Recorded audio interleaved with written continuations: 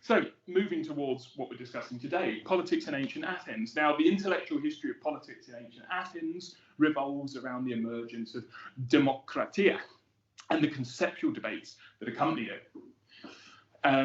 Cleisthenes, late 6th century BCE reforms redefined the polis as a participatory entity, emphasizing isonomia, equality before the law, and direct governance through institutions like the assembly and law courts. Yet Athenian democracy was never ideologically static, it was contested both in practice and in thought, with ongoing tensions over citizenship, elite influence, and the limits of popular rule.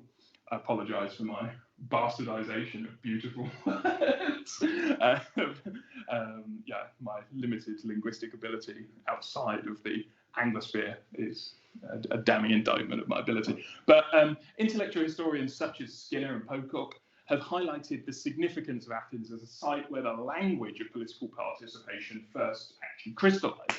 However, they also caution against imposing modern democratic ideals onto the Athenian model. You can draw pathways, if you so desire, through from, say, the Athenian or Roman model of democracy to the interregnum, the English Civil War. There's a lot of Republicans during the 17th century who are reading ancient texts and getting inspired by Republican movements, but it's not a direct path. It's not a direct linkage.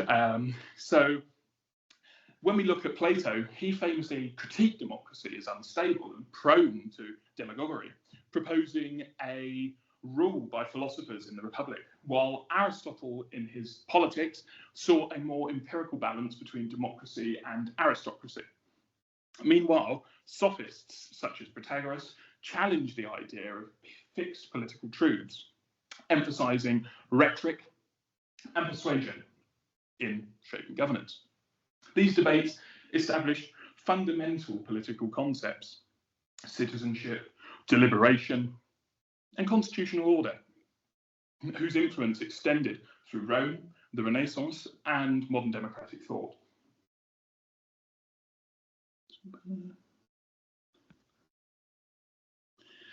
So I also wanted, because I wasn't sure how much people would know about the politics of ancient Greece, I wanted to go through the different schools of thought in the politics of ancient Greece. Now, the political thought of ancient Greece was shaped by competing schools of philosophy, each offering distinct visions of governance and the good life. So Plato, reacting to the instability of Athenian democracy and the execution of Socrates, his tutor, proposed in the Republic a hierarchical state ruled by philosopher-kings, where justice was achieved through a rigid class structure.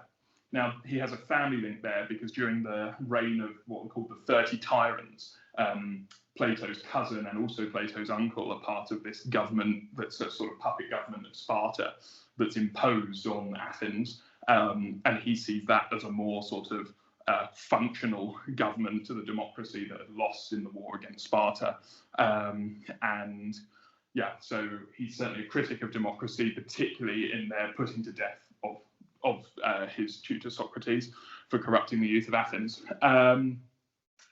However, Aristotle in the Politics took a far more empirical approach and sought to analyse different constitutions and advocated a mixed government that balanced democracy and aristocracy to prevent their excesses of either. Epicurus, in contrast, rejected political engagement altogether, arguing that true happiness lay in withdrawal from public life. His philosophy emphasised self-sufficiency, inner peace, and the avoidance of political turmoil, viewing participation in politics as a source of anxiety rather than of fulfilment. The Cynics took an even more radical stance, rejecting societal conventions and material wealth to live in accordance with nature. Figures like Diogenes mocked political institutions, emphasising personal autonomy and asceticism over civic duty. Now, yeah, Diogenes is extremely famous. I don't know how far you would know about the Cynics, but is famous for constantly critiquing every citizen in the marketplace of Athens and for rejecting social mores beyond political institutions, but For example, he would defecate in fountains and claim that that was a kind of political act of his rejection of the social standards of ancient Athens. And also Epicurus, his school, I don't think I'd said, but his school was called the Garden, so where all these hedonists. So when we studied John Stuart Mill, Epicurus is a heavy influence on James Mill, his father, and Jeremy Bentham in the formation of utilitarianism, because it's focused around pleasure and, well, utilitarians change it to happiness, but Epicurus is their kind of intellectual bedrock for making their arguments. These philosophical traditions rejected broader tensions in Greek political life between order and liberty, engagement and withdrawal, hierarchy and equality. While Plato and Aristotle sought ways to refine or reform governance, Epicurus, and the Cynics as well, questioned its very necessity. Their debates laid the groundwork for later political philosophy, influencing heavily Roman thought, and then through Renaissance discovery, shaping early modern ideas on government and individual autonomy. Right. Now, this is a term that, yeah, unless you'd really sort of delved into ancient thought, probably wouldn't have come across, but the axial age. Did we touch on this at all in that myth module? I know that we sort of compared ancient philosophy and ancient myths, but this was a term that we studied up in St Andrews, and the axial age is a term that was coined by Karl Jaspers, and it marks a period of profound intellectual and spiritual transformation across multiple civilizations. During this time, independent traditions emerged in Greece, India, China, and the Near East. So, say Zoroastrianism in Arabia, or Confucius in China, or the Buddha in India. These all fundamentally reshaped political and ethical thought across all of these different parts of the globe, obviously excluding Oceania and the Americas, which post-colonialists who critique Karl Jaspers' term take up quite an omission on his part there. But Jaspers and later intellectuals, including Charles Taylor, have emphasised how the axial age thinkers shifted political discourse, philosophical discourse, and mythic discourse as well, from these kind of more quintessential mythological worldviews, where say that a god in ancient Greece could descend from Mount Olympus and engage in everyday life. There are all of these myths when you go back further than Plato to, say, Homer and the poets. All of these myths that were around, that maybe Zeus sometimes takes human form and walks down the mountain and interacts with ancient Greeks. What Jaspers was trying to say is that during the time of Plato and all of these thinkers across the world, these kind of much more mythic explanations for society started to become much more structured and rigid about how political states actually operate. In China, Confucius emphasized moral cultivation and a structured social hierarchy, while Taoist thinkers like Lao Tzu advocated a retreat from rigid governance in favor of harmony with nature. In India, the Buddha challenged Brahminical society and authority, proposing an ethical path independent of caste and ritual. Meanwhile, in the Greek world, Socrates, Plato, Aristotle developed rational critiques of politics and ethics, laying the groundwork for later philosophical traditions. What unites these diverse traditions is their concern with how individuals relate to power, to the state, and the cosmos. Pocock has noted that the axial age's thought contributed to later civic and political traditions, influencing both religious and secular governance models.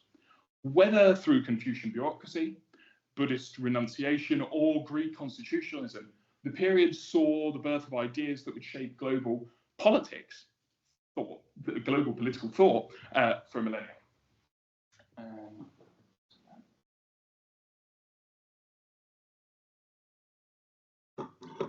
There's some great series by the BBC on this as well, about thinkers in different regions of the world, all operating at the same time. I mean, even Christ is sometimes included within the axial age bracket, as much as it says 800 to 200 BCE. Christ is sometimes included as a figure within the axial age, so it's a very interesting sort of conceptual paradigm to study. So what about Plato himself? Well, Plato was one of the most influential philosophers of the ancient world, whose work shaped Western thought in politics, metaphysics, and ethics. He was a student of Socrates and the tutor of Aristotle. He founded the Academy in Athens, the first known institution of higher learning. His writings, presented as a dialogue, explore the nature of justice, the ideal state, and the role of philosophy in governance, with the Republic being his most famous political work. There's a slight irony here that that he presents all of his work in dialogue, because one of his critiques is that you want everything to be real, and he sort of invents characters who take up different political positions, which, with the excerpt of the Republic that we set, doesn't particularly sit nicely with his idea that everything should be as real as possible. But that's just a sort of critique of his attitude anyway. He was deeply influenced by the instability of Athenian democracy, the execution of Socrates, as I said earlier, for corrupting the youth of Athens, for introducing new gods. Also, Socrates famously never wrote anything down, so any account that we have of Socrates is Plato's doing. And he was skeptical of the idea of popular rule, arguing that governance should be based on wisdom rather than the will of the majority.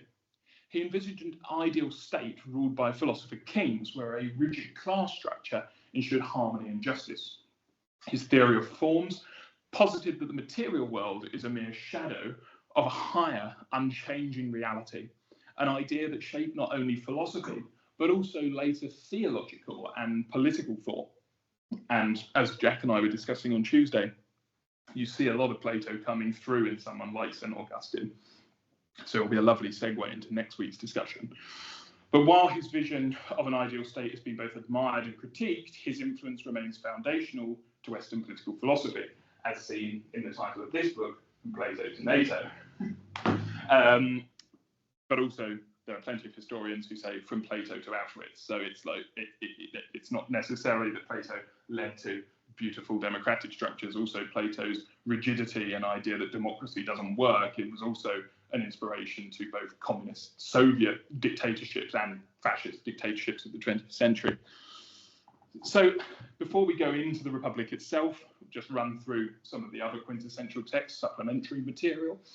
Plato's Apology and the Crito offer complementary insights into Socrates' philosophy and his stance on justice, duty, and the state. The Apology presents Socrates' defense at his trial in 399 BC, where he is accused of corrupting the youth of Athens and impiety. Rather than pleading for mercy, he defends his life's missions of questioning and seeking truth, arguing that his role as a social and moral critic benefits Athens. And he actually, when they say that Socrates is going to be sentenced to death, instead of, he gets to have a counter plea.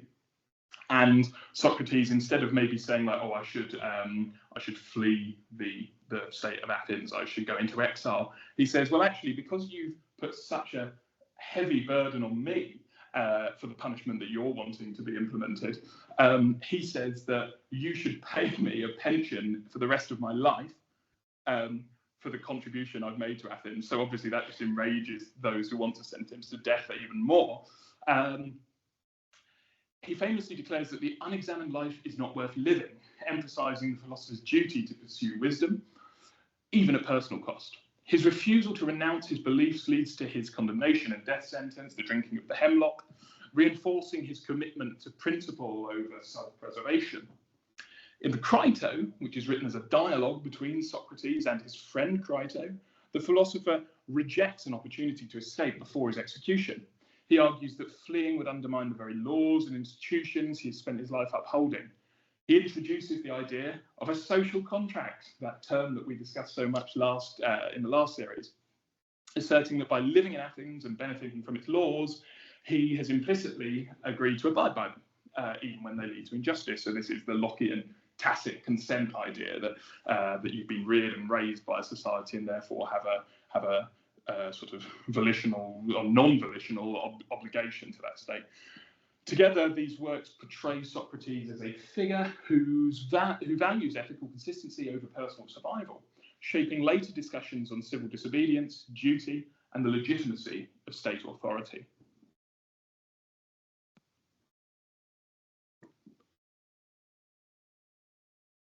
No questions or anything so far in terms of anything I've said? No, nothing particularly like befogging. Yes. I've kind of an annoying question. No worries. A lot of what we know about Socrates is through Plato's account of him. Mm-hmm. So how do we kind of figure out where Socrates ends, Plato begins? Well, exactly, and there is a question of where does Socrates start, because some people believe that he didn't actually exist, that it's just a figment of Plato's imagination. So we really don't know where that voice has come from. And again, this is a critique, considering what he's saying in this passage of the Republic, that you have to make everything so close to fact. It seems ironic that he's the kind of narrator of this. Plato's the narrator of Socrates, because, as you say, we don't actually know anything about Socrates other than Plato, so it could just be a figment of the imagination. I hope that answers it in a roundabout way. But yeah, Plato's Phaedo and the Symposium both explore fundamental philosophical themes, though in different contexts, one focusing on the immorality of the soul, the other on the nature of love.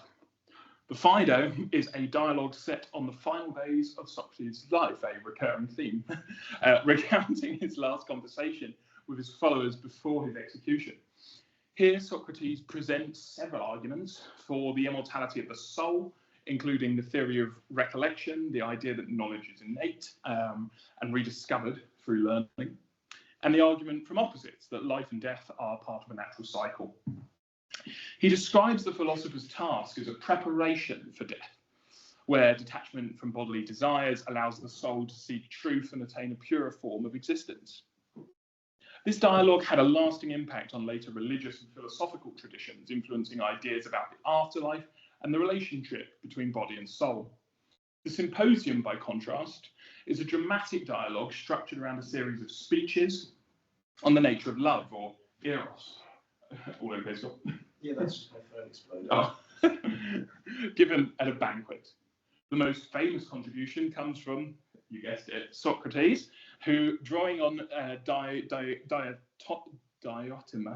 Diotima's teachings, presents love as a ladder of ascent from physical attraction to the love of wisdom and ultimately to the appreciation of the form of the good.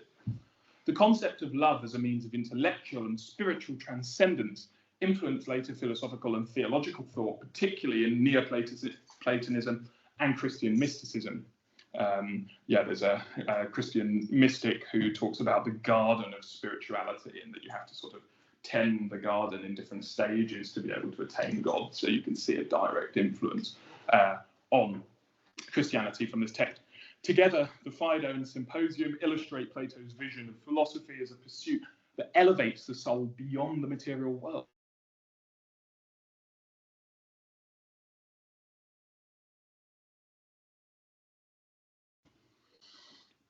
We're getting there. We're getting very, very close now. Plato's Timaeus and Republic in the relationship between the physical and the metaphysical, but they do so in very distinct ways. The Timaeus, which is a heavy influence on Hegel, a massive warning sign to steer clear of that book, it's a largely cosmological dialogue that focuses on the creation of the universe. In it, Plato defines his account of the world's origins, suggesting that the cosmos was crafted by a divine rational being, the demiurge, according to eternal unchanging forms. The dialogue emphasizes the harmony and order of the universe and the connection between the soul and the cosmos. Plato introduces the idea of the world soul, which binds the universe together, and argues that the material world is an imperfect reflection of the perfect forms that exist in the realm of the intellect. The Timaeus thus offers a metaphysical framework that ties together the physical and spiritual dimensions of reality, with profound implications for understanding the relationship between the sensible world and philosophical thought. In the Republic, the text that we are addressing today, Plato shifts to the ideal city-state and the nature of justice. Through the allegory of the cave and the concept of the philosopher-king, Plato argues that a just society must be structured to reflect the harmony found in the world's soul, with each class performing its proper role in accordance with its natural abilities. And he creates this sort of psychological, political duality that if you have a healthy mind, healthy brain, where every part is functioning to make the individual function properly, then that's just like the state, that every component of the state also needs to function properly and to its maximum ability. The Republic outlines a vision of an ideal society governed by wisdom, with rulers, philosophers, guiding the state through knowledge of the forms, while the Timaeus provides a metaphysical foundation for understanding the cosmos. The Republic applies these ideas to the political realm, linking justice in the city to the harmony of the soul. Together, these dialogues highlight Plato's commitment to a world of eternal forms and the idea that both the physical world and political order must reflect this higher, immutable truth. Any questions at this point of anything? Perfect.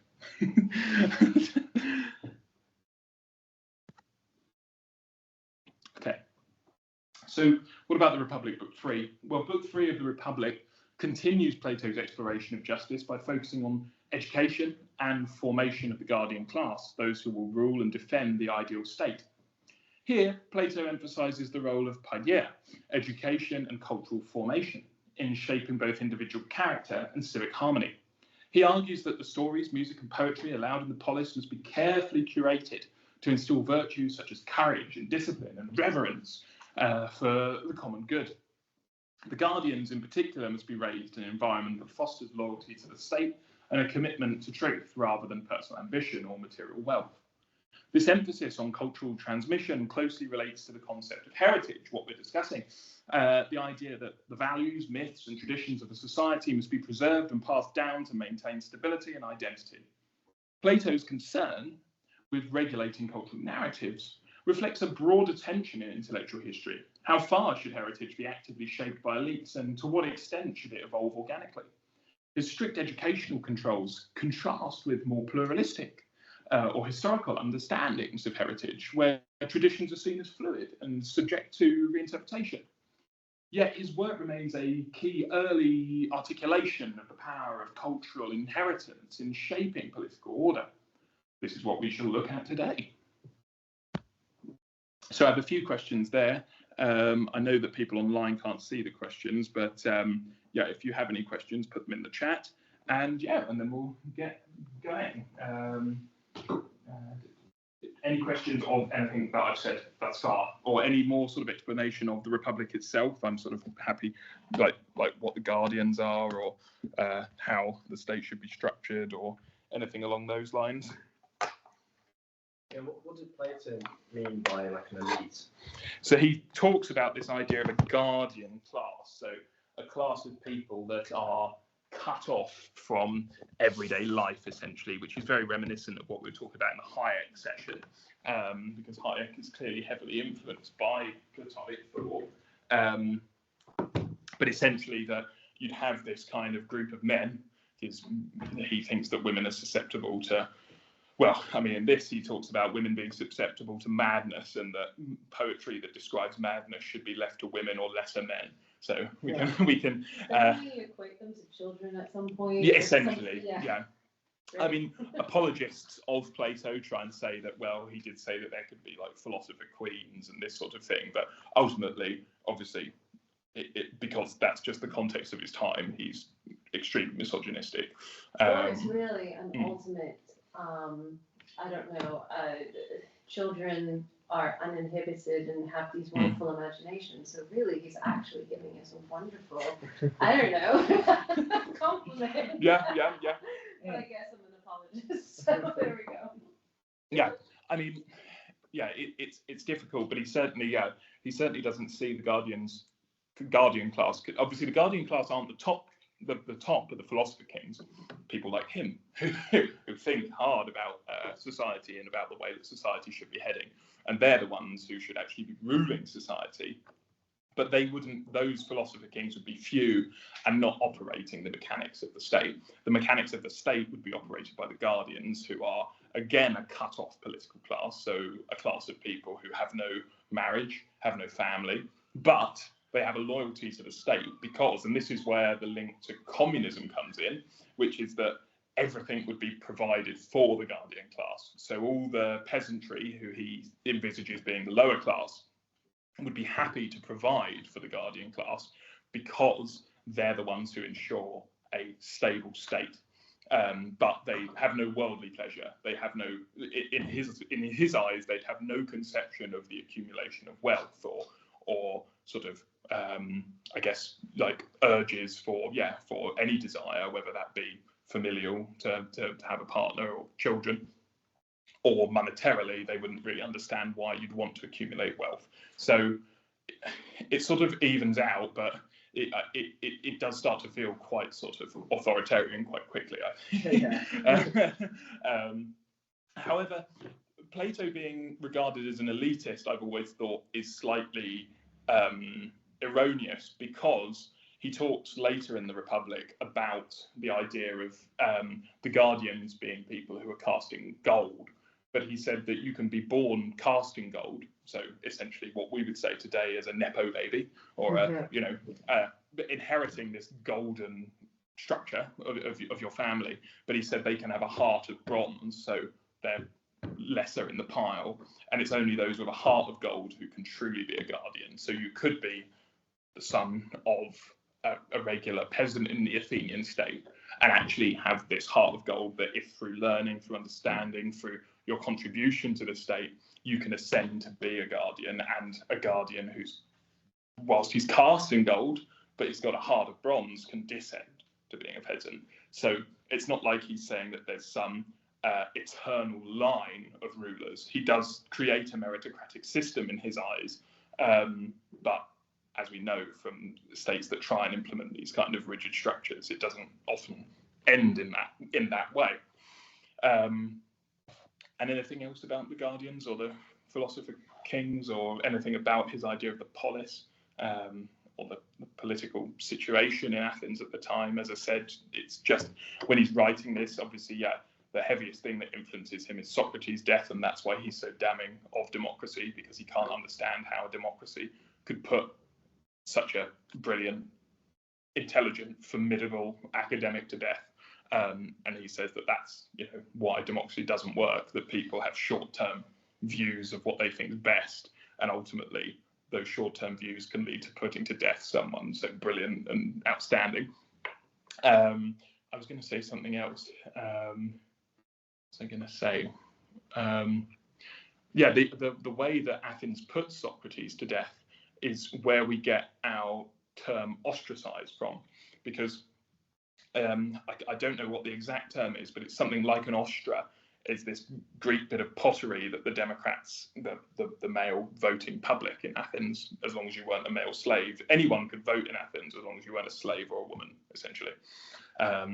And they would chuck these metal bits of pot in, these ceramic, basically bits of tile, into a bowl, and whichever side you tossed it on meant whether you were voting yes or no. And I think they were called ostras, which is where ostracon, which is where we get the term to ostracize from. Anything else on the politics or the context of Plato's day?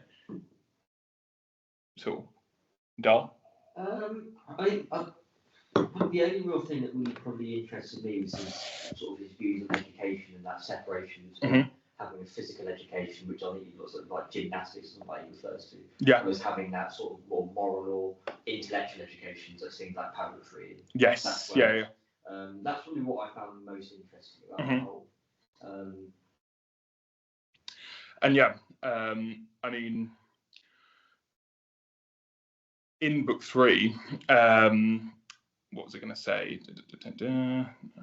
Jotted down some notes, but I can't open them up on my iPad because that's running.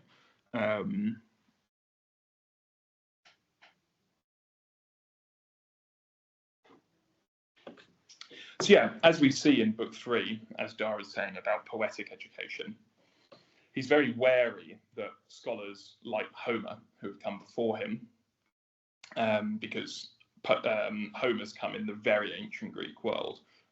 We're getting into the sort of Hellenistic period with Plato, but prior to that, we can say proper ancient Greece. And Homer's writing at that time, and he's talking about all manner of things. He's talking about obviously virtues. These things come through in all ancient Greek writers, but he also writes poetry about vices, about madness, about natural disasters, about all manner of things that for Plato are abhorrent. Why would you want to create an art? You know, this flies in the face of what we would talk about in postmodern art today, but why would you want to do an art which portrayed madness or something, you know, that's a negative connotation to the state, a storm or a flood? For Plato, he's thinking the only operation of poetry needs to be for the virtues of a good society, of a good individual. And as he says, we must ask Homer and the other poets to excuse us if we delete passages of this kind. It is not that they are bad poetry or are not popular. Indeed, the better they are as poetry, the more unsuitable they are for the ears of children or grown-ups, if they are to prefer death to slavery, as free men should. Because he's just talked about how Homer is discussing fearful soldiers, essentially, going to Troy, and ones who are worried about dying and saying that they don't want to be king of the dead. They want to be, they'd be quite happy to be enslaved rather than die, whilst the Athenians are telling the forces going to Troy, well, if you die, you will be raised up as one of the rulers of the underworld. Homer's saying, well, some of them are still saying, I prefer to be alive but a slave rather than dead and a king. And Plato's saying this is disgraceful, this is damning of our state. We can't have poetry that's endorsing this. So ultimately, what is it that Plato's saying? Well, he's saying essentially that poetry should be propaganda. It should be a propaganda for the state to advocate virtues, not vices, and there should be no mention. And again, this is where it links to the kind of fascistic critique of the Republic, because it is about kind of like extolling the best kind of virtues of the good man sort of thing, and ignoring any other sort of vices or issues. I mean, because he said that poetry was the best form of education for the soul. Therefore, for the soul to be in its best form, then having access to what he refers to as the best poetry is why he believes it should be censored. Yeah, exactly. Sort of and the same with art as well. The same with depictions. I think it's trying to the canon, I guess. These kind of canonical works that like what to shape and continue to shape society. Yeah. But it seems very static. Very like stagnated. Yeah, completely. Having these same works that are just meant to kind of teach the same lessons, the same group of people. Continually or over again perpetually. No, definitely. And I think I might have had a question that sort of built on from that. Regulation of cultural narratives, which parallel, and this is where intellectual history is brilliant, because instead of just drawing on quotes, we can try and parallel arguments. Well, today, we look at ideas of the role of heritage in shaping national identity. Both in ancient Greece and today, they involve questions of what narratives should be preserved and passed down to ensure social cohesion and unity. And modern debates also concern the role of cultural heritage in defining shared values, history, and identity. And I think there was somewhere where was it?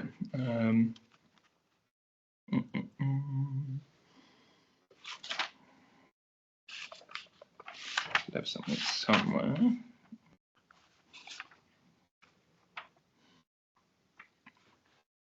Yeah, so there's this is where he also talks about passing it down to women of poor characters or bad men.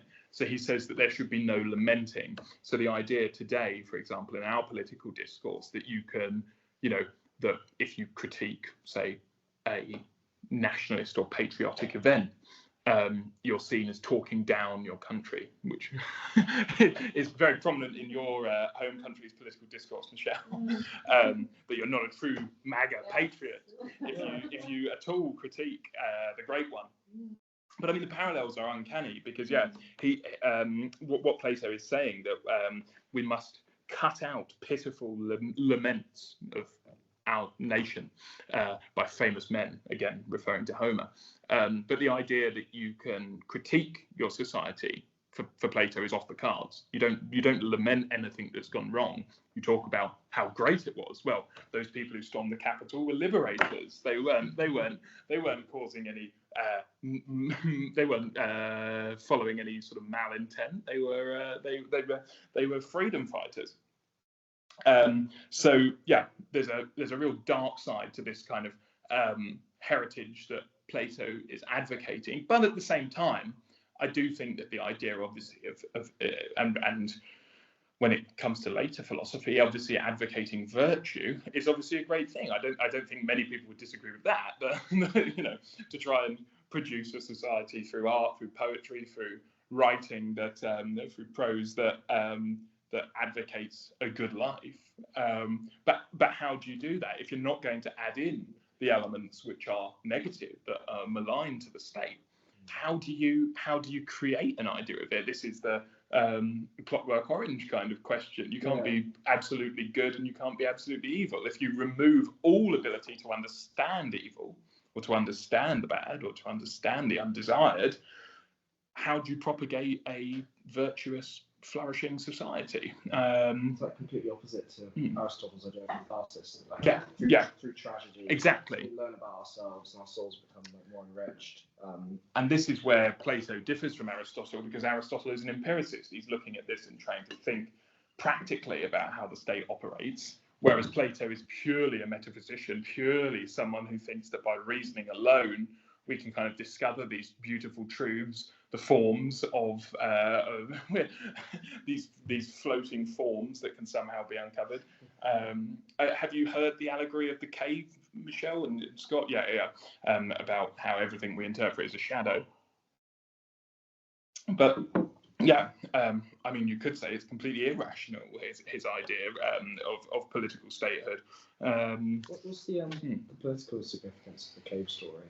Because he thinks that there is an ideal state. I mean, he actually writes, as we studied, obviously, about Atlantis, and Atlantis being a kind of utopia, because this is where the whole origin of the myth of Atlantis comes from, and that it was this utopian society beyond what he calls the Pillars of Hercules, which was going to be my original blog name, but then I changed it to Explorations in Intellectual History. But that was the mouth of the Mediterranean, right? Yeah, between Gibraltar and the sort of peak of Morocco, and that this utopian Atlantean society lays somewhere out there. So essentially, if we wanted to go on Plato's assumption, it would be what well, yes, and there are. I mean, some of the later scholars say that America is Atlantean, like descendants who fled by boat to, when the Spanish go to South America, they think that the Mayans might be descendants of Atlantis. They've got this kind of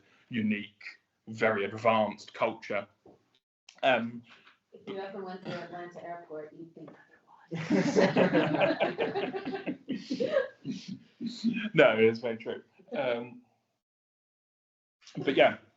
But for him, something like Atlantis represents, and this republic that he's drawing up represents the ideal state, the eternal good form, and that is what we want to emulate, or at least get close to.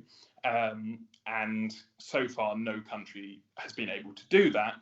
And he thinks that one of the reasons why this happens is because of democracy. He thinks that democracy is fundamentally flawed, and that trying to turn to that, you then get Polybius's what is called anacyclosis. Polybius's sequence, which is that you get a democracy. You get a monarchy. And then the monarchy becomes an aristocracy because there's more enriched people who want a say. So he thinks that this is what has happened in Athens. There was a monarchy, but you then had the nobility who, whilst they were given their privileges, wanted more power.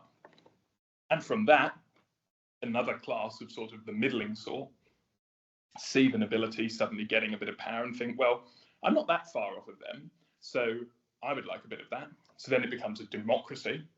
And then, because things don't happen quick enough, because people are deliberating, and because it's still only a certain clique of men who get into democracy, you get what he calls horrible sounding word. It's better to just say, I suppose, demagoguery or something like that, but it's called ochlocracy, which is the rule of the mob. So the mob supersede the parliament and say, well, we're going to get things done.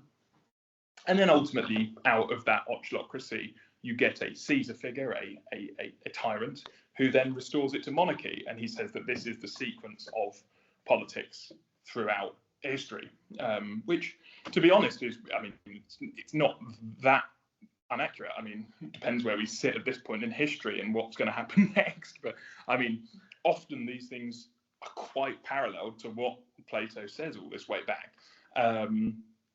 And he's very wary of that and thinks that democracy will ultimately just lead to a sort of mob rule, which he thinks is sort of happening at his time with the execution of Socrates. So when the Spartans put in the puppet tyranny, he thinks that that's a return at least to a slightly more stable state, which is why he's so praising of the 30 tyrants. Did you have another question, Dara? I mean, for the moment, so I'm sorry, I've been lost as to where we were. Where so... Well, we were just talking about, we obviously all the way back started with a question about poetry compared to physical education, but did you have maybe another question? I mean, probably. I mean, obviously, I found that the most interesting. Well, how about going more into? Let's just have a look. See. Or Michelle or Scott, if you have a question. I mean, for a man that said to dance well and to sing well and to be well educated, I have to say that as a dancer. Just this discussion is making me kind of hate Plato. Yeah. Really, I mean, ignorance is bliss in his eyes. Yeah. Complete control freak. I think he has OCD. Yes, very much so. I mean, yeah. He's certainly, well, I mean, we say everything's a footnote to Plato, but yeah, I mean, was there something else I had? This section.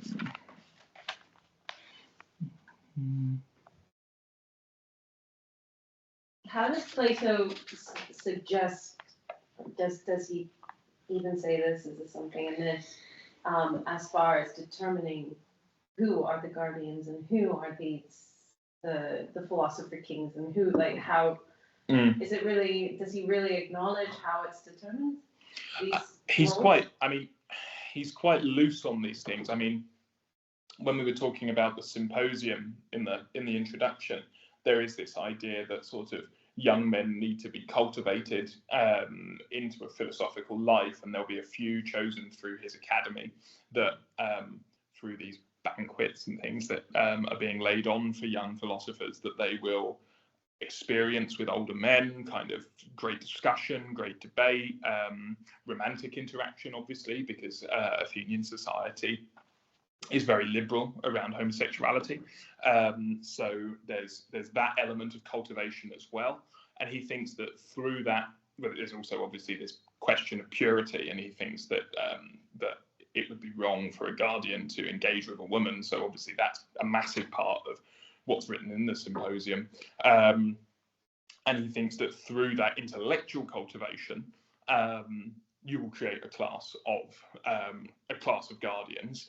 And the philosopher-kings will sort of rise out of that and become the cast in gold, the guardians cast in silver, and the peasantry cast in bronze. That isn't to say that the peasantry aren't good. It's, I mean, later in philosophical thought, you have thinkers in the 19th century who talk about, like, people fulfilling their station, fulfilling their position in life. And it doesn't mean that there's a sort of value judgment made about their contribution. And Plato's certainly not saying that there's a value judgment about these different increments, these different steps on the ladder of the political system. He's saying that just everybody has a point of self-actualization, what Aristotle would go on to call eudaimonia, flourishing, and each individual's flourishing is to a different extent. Now, just because we hear the terms gold, silver, and bronze, it makes it sound much more kind of classist and sort of like rigid.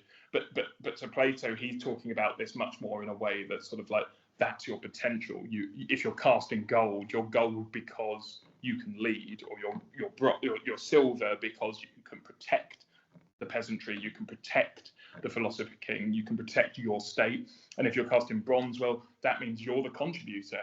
And he goes on in the Republic to say that never think of sort of this in a kind of essentially like a snobby way. He sort of says, he says the peasantry, if they revolt, the guardians will lose everything they have, because the guardians can't farm and work themselves. They're not allowed in Plato's state. They have to be constantly thinking about the protection of the state and the working of the state.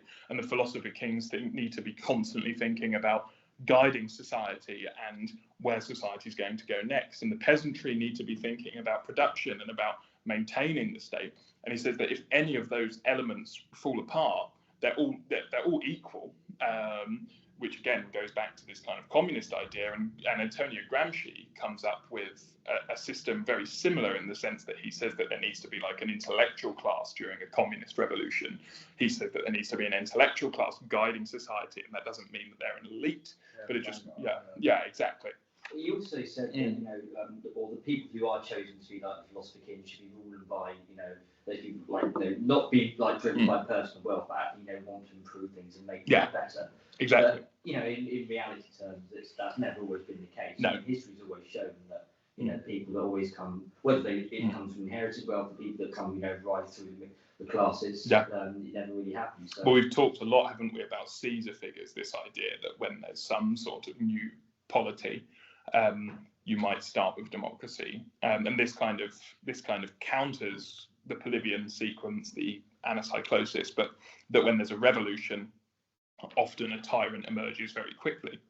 And the only example of where that doesn't happen, amazingly, is in your home country. The only example of where a revolution doesn't lead to a Caesar figure is the American Revolution. Yeah. You could just say it's a slow burn Caesar figure, because ultimately, as which historian is it? I don't know if it's not Mill, but in the 19th century says that Britain is a democracy pretending to be a monarchy, and that America is a monarchy pretending to be a democracy. Ultimately, other than America, you only have George Washington, who returns to his plough, so to speak.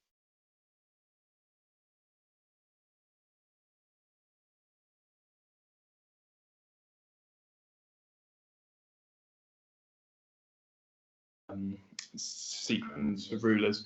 Obviously, communist regimes throw up dictators here, there, and everywhere. Fascist regimes, dictators here, there, and everywhere. So as Dara's saying, it's not really something that ever comes to fruition. However, there are elements of what Plato's saying that we can see in some meritocratic societies. I love referencing it, but take Switzerland. When Switzerland was in its formation in Geneva, this is obviously a very religious example, but Calvinist ministers were the ones who were the guardian class of the canton of Geneva, because they were sort of nominated, obviously, by their liturgy or by their parish, and thereby made rules based on the fact that they were removed from society and could think clearly about what was best for Geneva. And obviously Geneva is an example which many political theorists in the 18th and 19th centuries talk about, and then the Swiss Confederation as being an ideal political state. And those Calvinist ministers were completely removed from society and making decisions on behalf of the canton. In America, you still have the age brackets for when you can join the representatives, the Senate, and for the presidency. The idea being that the more you mature, the more sort of well-posed you are to run for that state. Again, where a mature man in the White House is longed for right now. So elements come through, but the actual reality, and when we look at these things in intellectual history, does it have an impact? Well, it doesn't really. But the idea of the forms and the allegory of the cave has a heavy influence on Christianity, and that's why in the Renaissance, Plato, much more than Aristotle, is integrated in many ways into these ideas. And when we look at the city of God, the idea that there's a city, a heavenly city that the political secular state can emulate, is echoing heavily from this, that somehow through divine law, through biblical scripture, you can emulate political laws based on scriptural laws to create the ideal society. Yes, obviously it's heavily Christian, but it's also heavily Platonic as well. I mean, yeah, not to, I mean, to defend Plato a bit. I mean, I can't exactly say I like everything he says, but there is something quite noble about striving for these objective truths, these higher truths, without this idea of like a form to strive for, or like a society to kind of to model yourself on. Like it's kind of things become like irrelevant and stuff. I think it's important that people like him exist and remind us to do that. I think definitely.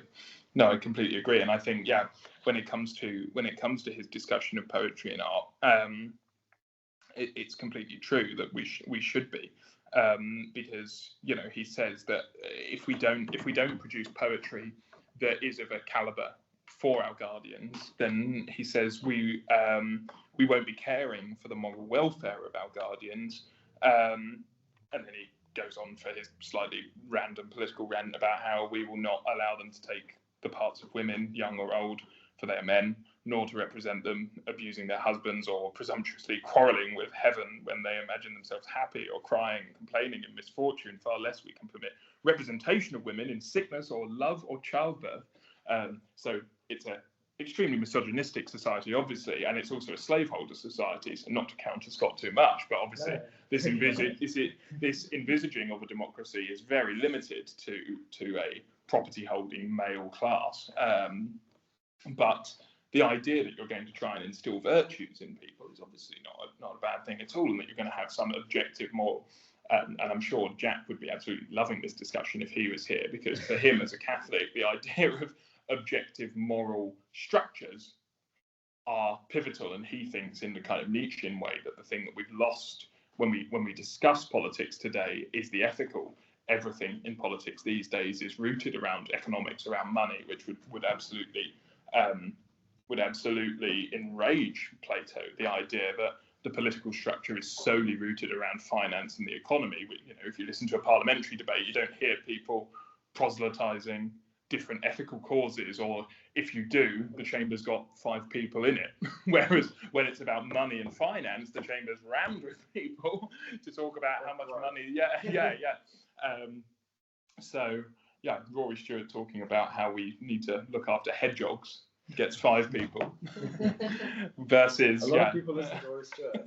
Yeah, they do now. Please. But any other questions, Dan? There was another bit. It goes off a little bit about the main part about the whole about education. He criticises things about, doesn't he, about like things like medicine and health, where he sort of says, people that aren't able or just have minor ailments, they should sort of recover naturally. People who can't, are sort of, they should sort of be left to their own devices. Which I found a bit odd. What in what sense? Well, I just the sense is a bit nasty for a start. If you can't recover naturally, then you're sort of done for. It's quite a. But this comes back to his questioning of the health of the mind and the body, which he creates this dualist system about the state, and if there's an unhealthy part of the individual, then the state will also be unhealthy. If it's malfunctioning, that's a malfunctioning state. And he says that political issues in the state are just like a mental issue, an ability to not reason far enough to unite every aspect of your passion, your reason. This is a very intellectual history kind of question. But in the early modern period and stuff, this kind of idea of like the body politic emerged. Like the king is the head, and then the state is the body. How is that related in any way? Oh, very much so. The state is the mind. I mean, Hobbes, who's probably the first proponent of that in kind of political discourse.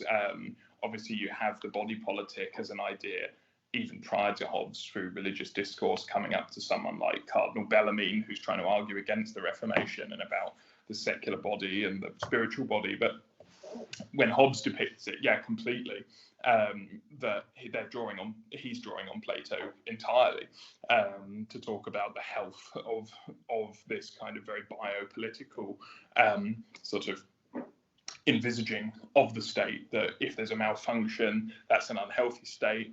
It's like the state's been poisoned. You get a lot of these kind of terminologies, which Foucault, who will be at the end of this series, if you haven't seen already, yeah, will be coming up. But his analysis of the way that the political state has evolved, you know, looking at ideas of illness, sickness, poison.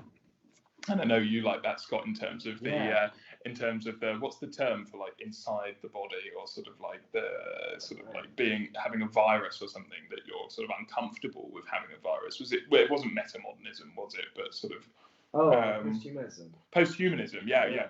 I've actually just read being uncontrollable, you can't control. Yeah, lack of autonomy. I recently read a great book called The Diseases Metaphor by Susan Sontag. Right. And it talks about her idea is like she kind of assesses how historically people use cancer, TB, and AIDS as metaphors for various things, including political metaphors. So when we talk about like a cancer on the state or something like that, it's like the US's AIDS or something. It's like this metaphor about societal decline and stuff, and it's all about the body politic. And her argument is that we should move away from interpretation, that we shouldn't kind of try to kind of create metaphors out of illness, because it removes the reality of the actual experience of illness and the suffering of people dealing with illness. Like it takes it away from them and makes it harder for them to like live their lives.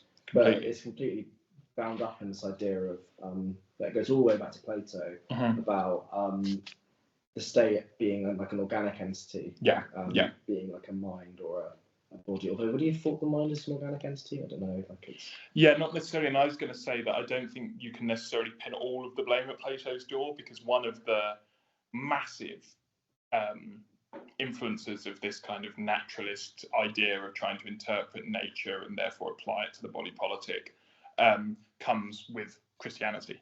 I mean, the naturalistic fallacy, the idea that because we can interpret divine law through nature, and therefore if nature's doing something, then the body politic should emulate it, is massively Christian. It's like, you know, I'm sure they're drawing on Plato somewhat with what we've discussed, but it's massively kind of like, oh, well, and it's called the naturalistic fallacy, or the is-ought problem in David Hume's semantics, that because things are a way in nature, that's what they ought to be in society.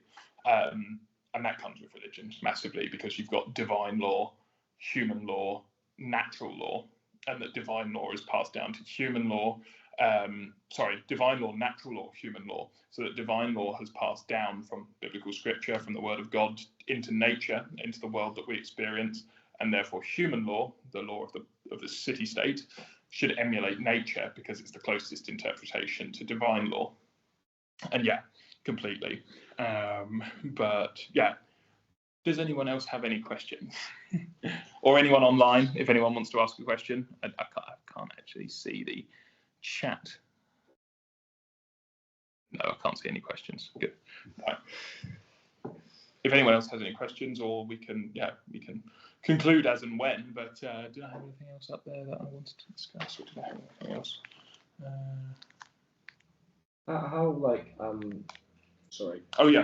Government by the truly rich, those, that is, whose riches consist not of money, but of the happiness of a right and rational life. Now, this kind of closes quite a lot of the discussions that we were having, because, as I was saying, the guardians don't get a salary for what they're doing. They just get their sustenance to maintain their life, but they don't have to labour like the peasantry. But the peasantry can engage in all the joys and desires of a regular human life. But for Plato, the idea of being a guardian is that your reason has led you there. Now, Plato is the birth, as I was saying earlier, of rationalism, of everything that Descartes will explore in the proto-Enlightenment or the early Enlightenment. and this is sort of what you were asking, Michelle, but the guardian class will achieve their position. It's always a nice cop-out for philosophers, but will achieve their position because their rationality will have led them there. Whatever that means. But by the reason of individuals in the city-state, all will concur that the guardians, because they're not interested in money, you'll be sitting with this nice group of men in a nice columned hall and having a banquet with Plato, and everyone will go, he's not interested in. It's like a party follow. Yeah. Exactly. It's not a career choice. That is your flourishing. That people will communally recognise that he is a guardian, sort of thing. He's not interested in money. He's not interested in wealth. He's not interested in status. He's simply a brilliant individual. That would be the sort of conclusion of that from that passage. What do you think Plato would have thought of cancel culture? Like that idea, if you're a guardian in like Plato's Republic, and suddenly someone's like, "Oh, wait a second, this guy did this," but by de facto they wouldn't be cancelled because their rationality would have led them to a perfect position where they wouldn't get anything wrong. Which is again always a cop out with these kind of philosophers. Which is the two cop outs I find are either rationality or God.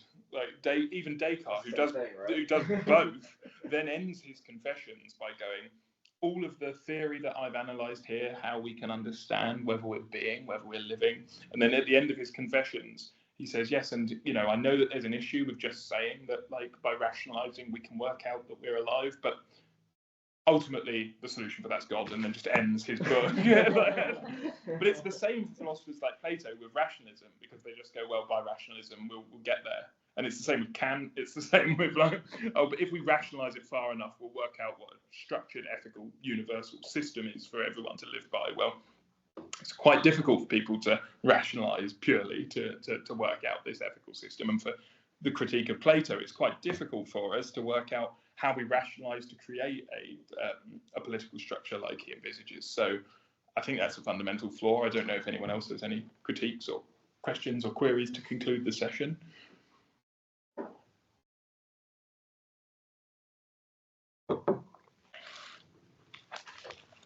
I have one more. Sorry. You have one more? One more.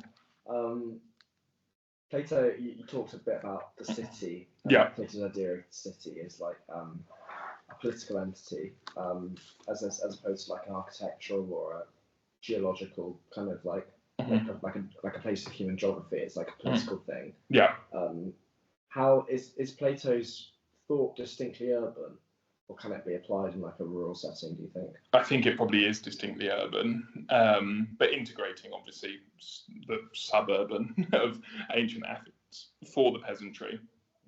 That isn't to say that it's kind of uniquely a city on the example of Athens, on the example of his description of Atlantis. Obviously that's in his eyes, a small, perfect city in the middle of the sea. So it's not like it's a conventional city, but it certainly is the metropole. And yeah, it's not too different to like Le Corbusier, like in the beginning of these like modernist architects who designed these like perfect garden cities and stuff. Yeah. It's like not too different to that in the sense that he's creating this like perfect form of a city out there that will function perfectly. Yeah. Create this. I don't know. He doesn't specifically talk about like tower blocks or like street width. Well, the creation of Paris at the turn of the sort of fin de siècle, the kind of ostracizing of different groups to different arrondissements of Paris. I mean, that's even in its circular nature is very similar to Plato's ideal of Atlantis, that Atlantis had these kind of bits of land, water. I don't know if you've ever seen an image of what Atlantis is supposed to be, but sort of like, that they're these kind of like land spirals, very much like Paris, like a snail, with watery canals that sort of interrupt them. And in that idea, you'd have the philosopher-kings sitting in the middle of the snail, the guardians on one rim, and then you'd have the peasantry on the outer rim, as if to kind of separate them up to the core political rule. So yeah, when it comes to geography, that's what I would say is probably closest. Yeah. Interesting. In terms of everything that he sort of debates in terms of like, you know, education and, you know, like, how do you think that would sort of transfer to the way things are sort of discussed today? Do you think there would be any link to sort of, you know, education and how education forms people's opinions and forms the way that they forms their life, essentially? Well, I mean, obviously, most liberal democracies these days do claim to be meritocratic. We can debate how far most societies are actually meritocratic, but I mean, his core idea, I personally think, you can dispute me, but I personally think what he is putting forward is a meritocracy. And obviously, that's a cornerstone of what we're supposed to hold dear in liberal democracies. How quickly that falls into this cycle of easily passing into a kind of nepotism and kind of oligarchy is the issue, isn't it? But I do think that ultimately what he's saying does relate to our sort of educational system, that ultimately you can go to university, or you can do an apprenticeship, or you can do this. And the idea is that there shouldn't be any value judgment placed on those things. Obviously, in the UK, in America, in various countries, there are still value judgments, or you should go to university, it's needed. But the idea for Plato would be that if none of your family have gone to university, you should be able to go to university if you think that's what will fulfill your potential. Or you should do an apprenticeship if that's what you think should fulfill your potential. It shouldn't be a question of placing a value judgment on one of those things. But again, this comes back to, by that point when you make that decision, you will have rationalized that that's your decision. You will have thought logically about it. And ultimately, that's quite hard for most individuals who are going through multiple pressures and stresses and pressures from family or friends or whatever. They can't just sit in a room and go, I know that my potential is fulfilling my history degree, rather than I need to get a history degree if I want to make X salary, or I want to impress my parents, or I want to get an experience or something like that. None of those things for Plato should matter. It should be that you think that that is where you are supposed to be, and you have rationalized that that's where you're supposed to be. And that if every component of society did that, you'd have this hierarchy, but non-judgmental hierarchy that compose the state. Yeah, that would be what I'd say. So it is there. Plato is everywhere. But, yeah. Anything else? No, just want a utopia, non-judgmental. Yeah, I know, and it's funny, isn't it, that we are sort of saying that Plato is the birthplace of dystopia and of utopia, but that's why he's the birthplace of political philosophy. And I think that's a lovely place to end this session. Thank you. And thank you to everyone online. I will be ending the session now. So yeah, thank you for joining, and see you next week for St. Augustine with Jack as well. Good.